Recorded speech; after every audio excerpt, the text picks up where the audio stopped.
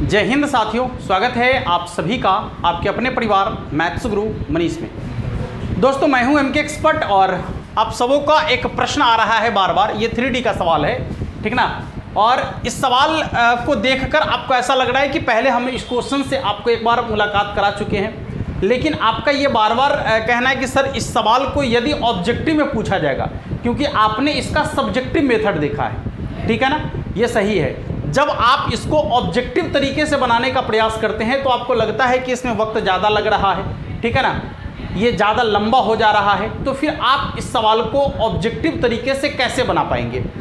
अब आप इसको यदि ऑब्जेक्टिव तरीके से बनाना चाहते हैं बोर्ड एग्जाम में, तो बस 1 से 2 सेकंड में आप इस सवाल का सॉल्यूशन कर सकते हैं बहुत आसानी से, ठीक है ना।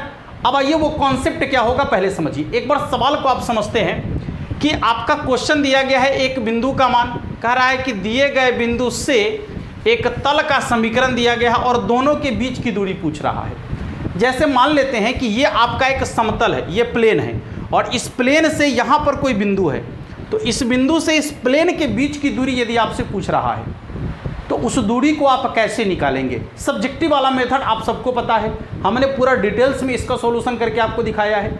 लेकिन अब आइए ऑब्जेक्टिव में आप इसको कैसे बनाएंगे, ध्यान दीजिएगा। दोनों के बीच की दूरी को हम लिखते हैं d से, ठीक है ना। अर्थात d बराबर आपको क्या करना है, देखिए ये जो बिंदु दिया हुआ रहेगा तब पहलुक्का वाला को ये पहलुक्का वाला से गुना चिन्ह के साथ, फिर दूसरका वाला को ये दूसरका वाला से गुना करेंगे चिन्ह के साथ, ये तीसरका वाला को ये तीसरका वाला से गुना करेंगे चिन्ह के साथ, ठीक है ना। और ये जो आपको कांस्टेंट दिख रहा है इसको ज्यों का त्यों जैसे है वैसे ही लिख देंगे हम। आइए देखिए, 2 दूनी 4 कितना हो जाएगा, -3 को -3 से गुना करेंगे, माइनस माइनस प्लस, और 3 3 9, फिर -1 को 6 से गुना करेंगे तो ये हो जाएगा -6, और ये +7 को ज्यों का त्यों लिखेंगे। अब बटा में क्या करेंगे भाई, तो रूट अंडर ये जो आपको दिख रहा है x के साथ, y के साथ, z के साथ कोएफिशिएंट, इन तीनों को क्या करेंगे, वर्ग करके जोड़ देंगे और उसको रूट के अंदर लिखेंगे। तो 2 का स्क्वायर करेंगे 4, प्लस 3 का 9, और 6 का कितना हो जाएगा 36। अब आप जोड़ेंगे तो कितना बनेगा, देखिए तो 9 4 13 में से 6 घट गया तो 7, और 7 और 7 को जोड़ देंगे तो हो जाएगा 14। बटा में कितना आ जाएगा, रूट अंडर 9 4 13 और 36 49 का वर्गमूल 7 हो जाएगा, तो ये आएगा 14/7, ये कट गया 2 बार, यानी इसका आंसर जो है आपका कितना के बराबर होगा, 2 के बराबर।